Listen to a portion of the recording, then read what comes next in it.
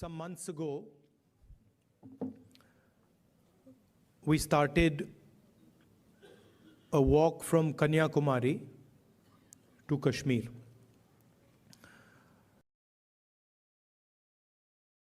Prior to walking, we were finding that the normal tools that we used to use for politics, conversations like this, public meetings, were simply not working anymore. All the instruments that we needed to do politics in India, they were controlled by the BJP and the RSS. You know, people are threatened,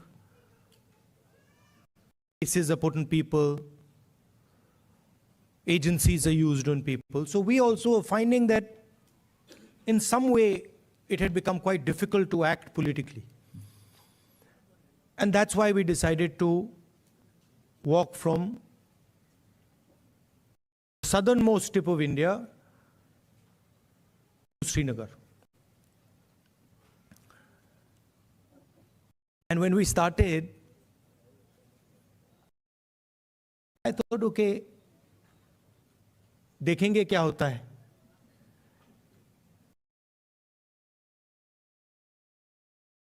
After 5 or 6 days, we realized that actually walking 4,000 kilometers is not an easy thing. You know, and I had an old knee injury that started to act up. So I said, now I'm in real trouble because there's no choice. One has to walk and I'm having quite a lot of pain. And then quite a surprising thing happened. I started noticing that after walking 25 kilometers is more than half a marathon. So after walking 2-3 weeks, every day 25 kilometers, I suddenly realized one afternoon that it's strange, but I'm not feeling tired at all. I get up in the morning, 6 o'clock we used to start, and we used to end walking at about 7:38 in the evening, and I was like, this is very strange. I'm not feeling tired at all. What is this? And then I started asking people around that, भाई, ये हो क्या रहा है? आपको थकान हो रही है? Everybody is saying to me, थकान तो नहीं हो रही. It's very strange. We're not feeling tired. So I started to think about it, and I realized that actually what was going on was that it was not us that was walking. It was India that was walking with us. Right? And the large mass of people who are coming, all religions, all communities, everybody, kids, they were creating an atmosphere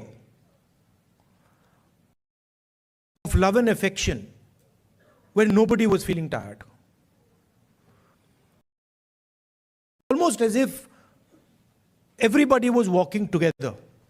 सब जुड़ के चल रहे थे और उसमें किसी को थकान नहीं हो रही थी, एक दूसरे की मदद हो रही थी. And that's where we came up with the idea. नफरत के बाजार में मोहब्बत की दुकान खोली.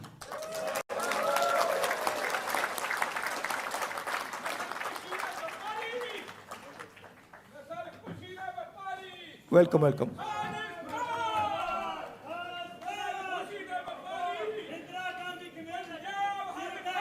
नफरत के बाजार में मोहब्बत की दुकान.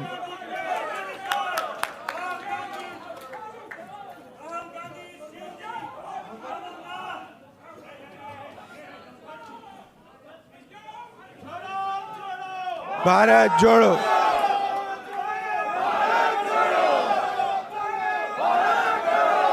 See, the interesting thing about us, about the Congress party, is we have affection towards everybody. If someone wants to come and say something, regardless of what they're saying, We're happy to listen to it. We're not going to get angry. We're not going to get aggressive. We'll nicely listen to it. In fact, we'll be affectionate to them. We'll be loving to them. Because that's our nature.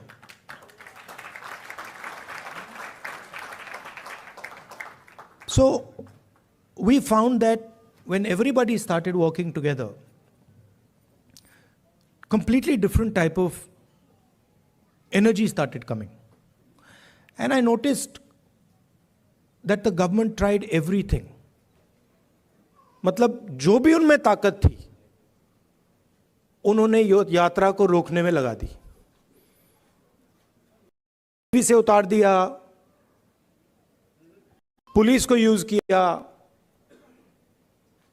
मगर कुछ काम नहीं कर रहा था. और जो यात्रा का इफेक्ट था वो बढ़ता जा रहा था.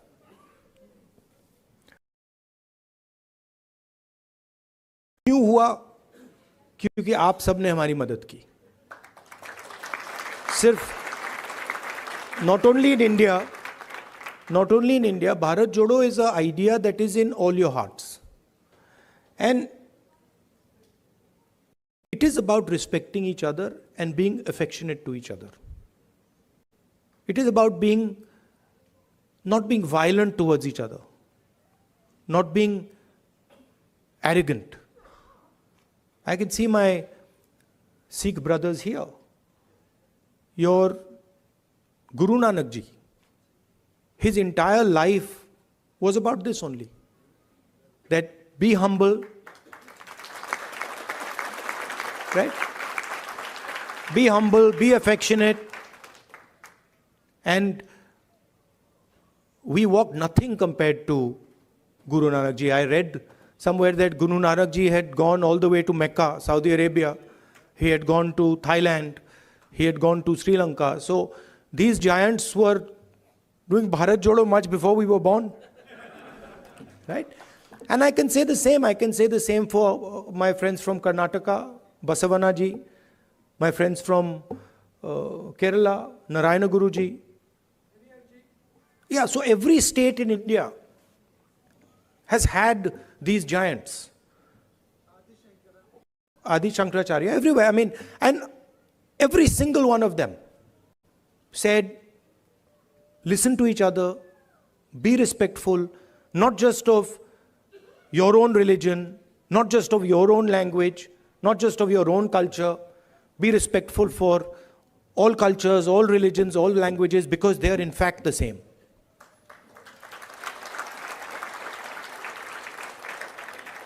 And the assault that is taking place in India, it's taking place on our way of life. Sam Pitroda ji said that he grew up with all people living happily. Different languages, different religions. And that is what is being attacked.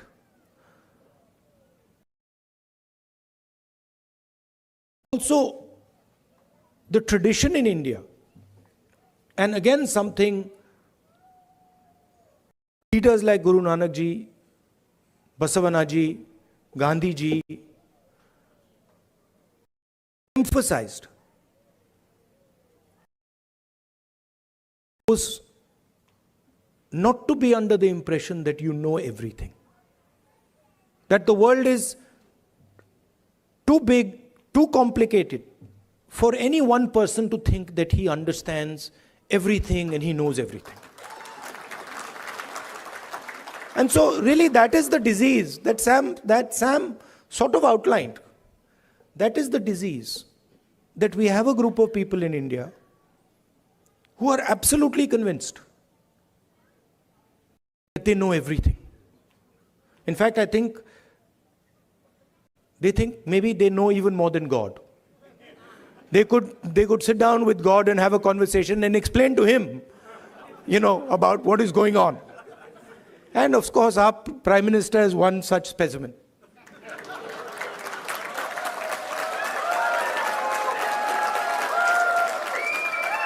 I think I think if you sat Modi ji down next to God, Modi ji would start explaining to God how the universe works. Right? Yes, and God would get confused that what have I created?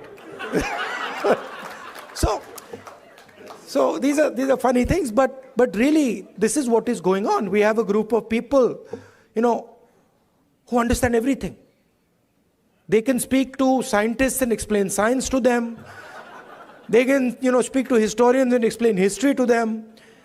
They can explain, warfare to the army, flying to the Air Force, whatever they want, they can, And at the heart of it is mediocrity. That they actually don't understand anything. Because in life, you cannot understand anything if you're not ready to listen. There's something, the biggest lesson I learned from Bharat Jodo Yatra, that there is something to learn from everybody. We are much older than those children. But I can guarantee you, they can teach us all how to sing. I was looking at them and I was saying, I can't sing like that. It's impossible. So, when you look at another person, you have to appreciate that they have an experience, they have a life, they've seen things, and maybe you can learn a lot from them. Maybe if you open your ears, you can listen to them and learn from them.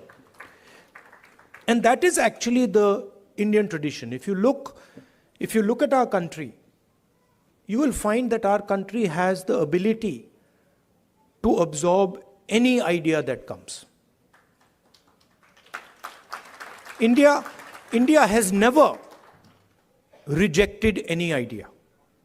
Everybody who has come to India has been received with open arms, and their ideas have been absorbed in India.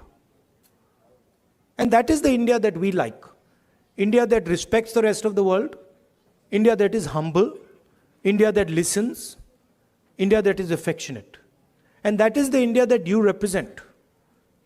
You would not be here if you did not agree with these values.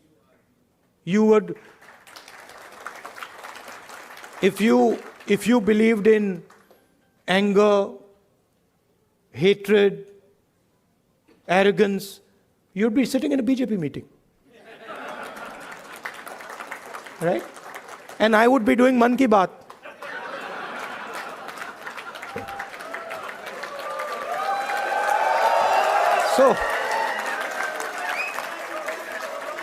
So thank you very much for holding up the Indian flag in America, showing the American people what it means to be Indian, respecting them, respecting their culture, learning from them, and also allowing them to learn from you. You make us all proud. When we think of our country, you're all our ambassadors.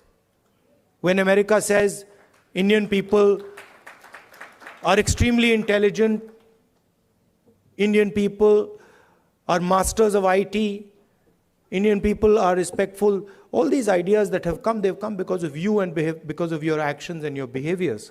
So I thank you very much for that.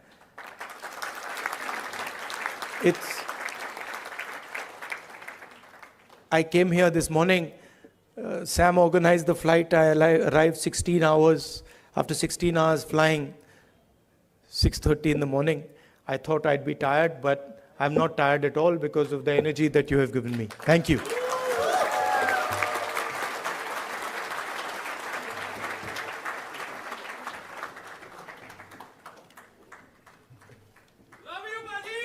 Love you, love you.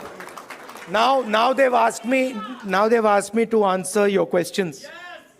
Yes. See that few questions. That also would not happen in a BJP meeting. Yes. No questions there. Okay. Only answers. Thank you. Yeah. Thanks, everyone. Could you please sit down? Thank you. Thank you. So we have many organizations which support. 4 or 5 questions. Yes, sir. Okay. quick. Yes. Or opinions, it doesn't, whatever. Yes. Yeah, but So when we you have. ask people questions, they automatically assume opinion is included. Yes. So we have women who played major contribution for this program to be successful.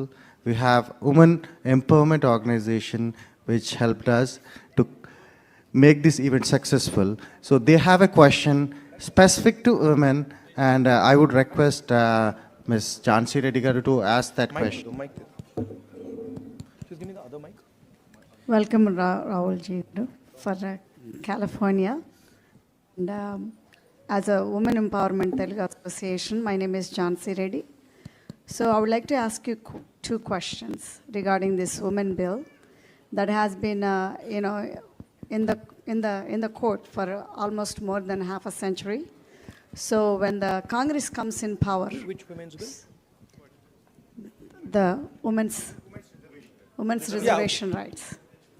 So that bill has been there for more than a quarter century. So as a Congress leader, what is your thoughts on it and how are you going to deal with it? That's of my first question.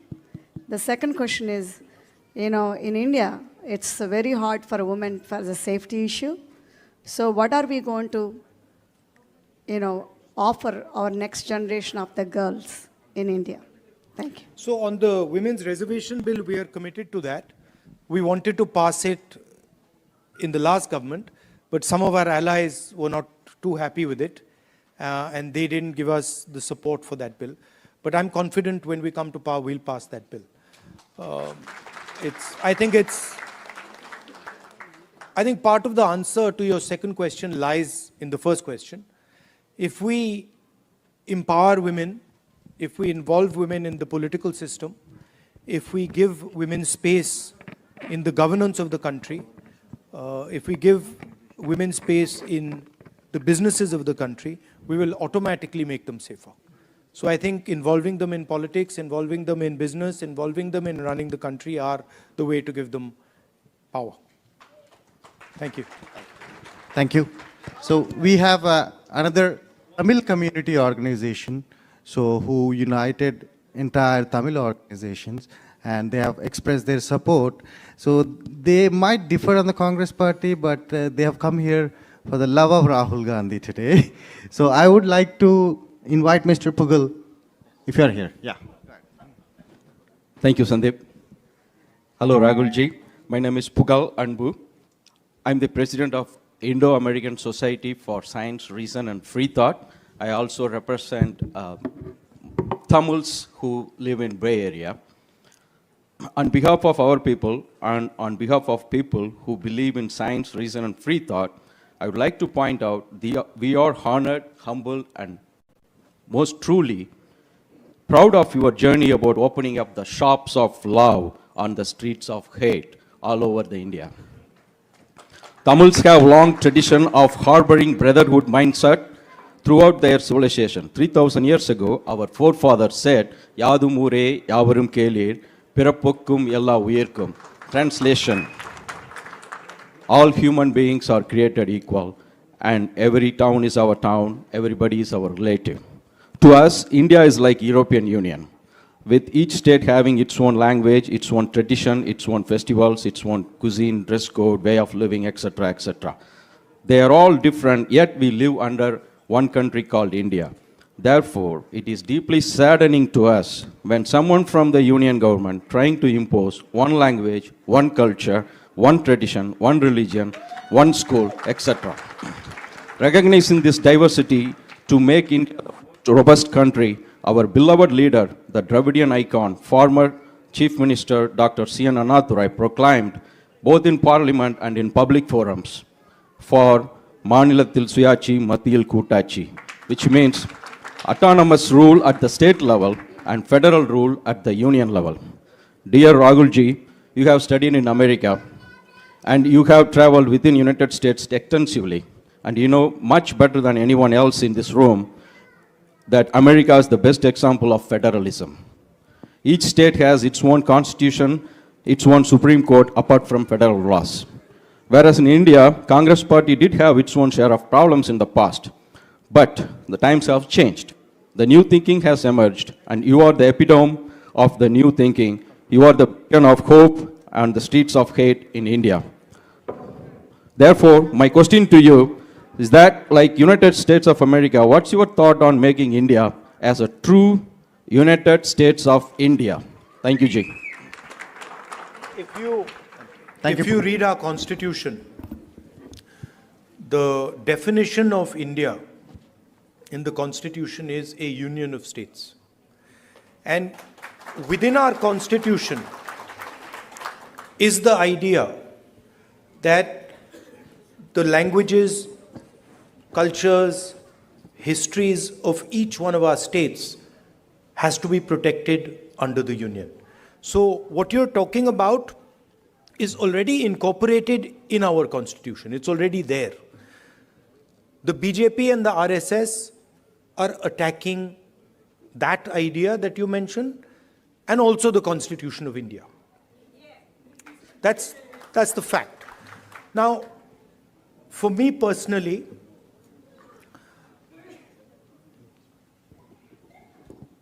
I understand that the Tamil language is more than a language to Tamil people. Right? It is not just a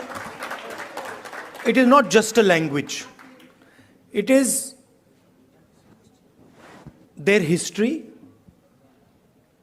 it is their culture, it is their way of life. And I will never ever allow Tamil language to be threatened. Right? Because for me, threatening the Tamil language is to threaten the idea of India.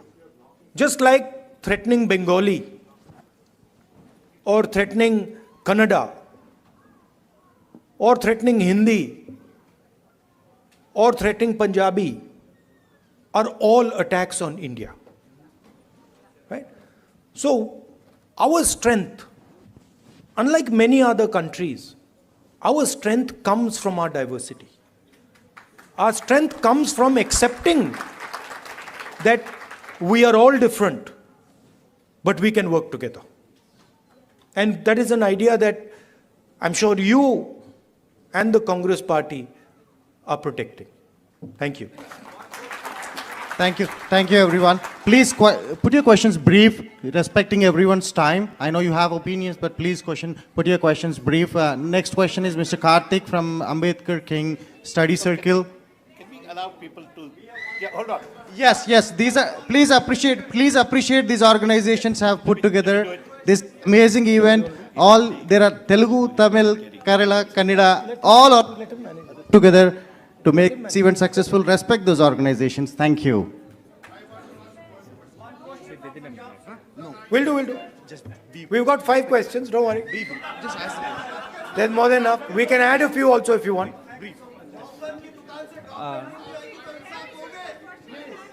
Hello Rahul ji, I am Ganapati from the Ambedkar King Study Circle. First of all, welcome to San Francisco Bay Area. We wholeheartedly thank you for taking up the fight against the fascism. So this rise of fascism is not a mere coincidence.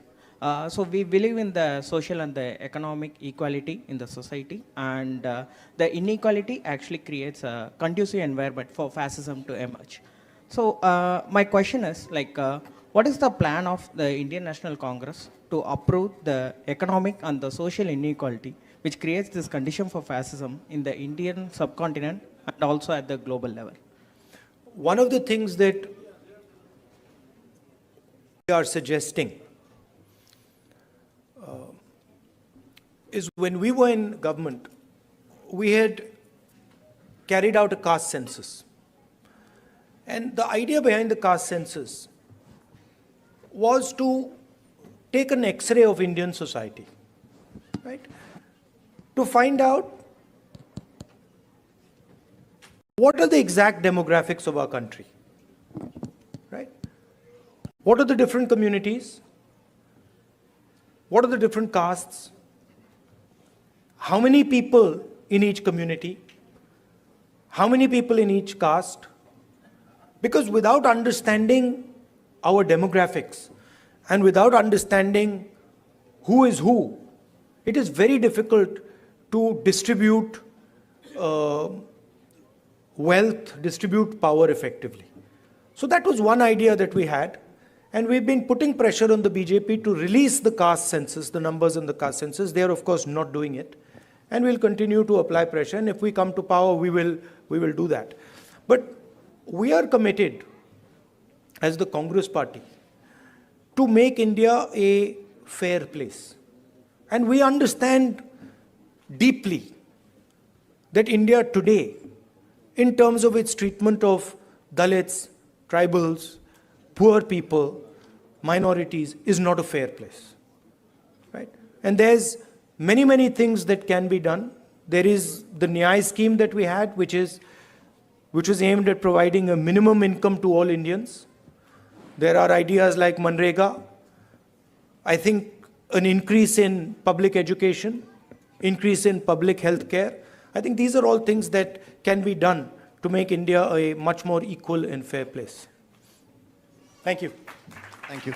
We have our next question from Silicon Valley Christian community, Mr. Jay.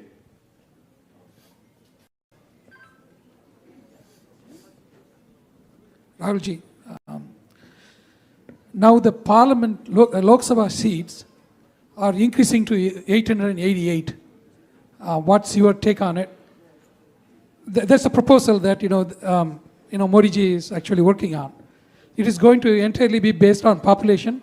It is going to tilt, the orientation towards the highly populous states, getting more and more lion's share of the revenues and everything. So how is it going to change everything? Minorities are going to get even more depressed. Majorities are going to be, making everybody vulnerable. So what's your take on it? I'd have to look at exactly how they're thinking about doing it. But I think one has to be very careful when one changes the representative structure of a country. So I'd be quite interested in understanding exactly how they've come up with the number 800 and what are the criteria that they're using. These things should not be done flippantly. India is a conversation. India is a negotiation between its languages, between its people, between its histories and cultures, and that negotiation has to be fair. Meaning, all parts of India, all the states of India should feel that there is fairness in the process of negotiation. If I see exactly how they're coming up with 800 and what is the design, then I would be able to answer whether I agree with the number 800, but I haven't seen the way they're calculating it. Thank you. Yes. Yeah.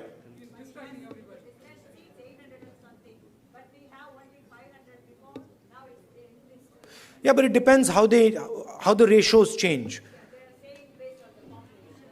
Yeah, it is currently based on the population, but you'll have to see how the ratios change. I think the Parliament House, these are distractions. The real issues in India are unemployment, price rise, spread of anger and hatred, a crumbling education system, price of education, price of healthcare. These are the real issues. BJP can't really discuss them, so then they have to do the whole scepter thing, lying down and doing all that. So, aren't you happy I'm not lying down? Thank you. One more question from Bay Area. One more question. भैया One more question. भैया मगर disturb मत कीजिए ये One more question. हाँ, So this करेंगे, is from the Bay Area Muslim community. Please Insaf respect the करेंगे। community. One question from the Bay Area Muslim community. This is Mr. Mohammad Khan. Please go ahead. मिलेगा. Rahul ji, thank you so much for coming all the way here. आपने जो ये नफ़रत के बाज़ार में मोहब्बत की दुकान खोली है, उसका बहुत बहुत शुक्रिया. I think this is something which we were starving for as Muslims from the Bay Area. We all want to thank you for your time and for your efforts in coming all the way here. As you know that, Muslims have the security threat today. It was never before. The way we see today, like whenever we call and talk to anybody, it's like, kya ho raha hai yahan pe? What's going on? There are so many different laws which are getting implemented, which were not even implemented earlier. If it is just of the security, it's okay. But then if it goes on and on, like lynching, aap le lijiye.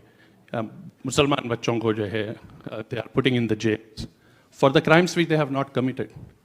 What strategy will you adopt, or what hope are you giving to Indian Muslims, which is going to change the whole thing back to the point where we were and get back to the normal stream to develop India? The best way for me to explain that is the line, Nafrat ke bazaar mein mohabbat ki dukaan. That is the best way I can say it, which is that it is felt most strongly by the Muslim community, okay, because it is done most directly to them. But in fact, it is being done to all minorities. I can guarantee you that the same way you are feeling attacked, I can guarantee you my Sikh brothers are feeling the same thing.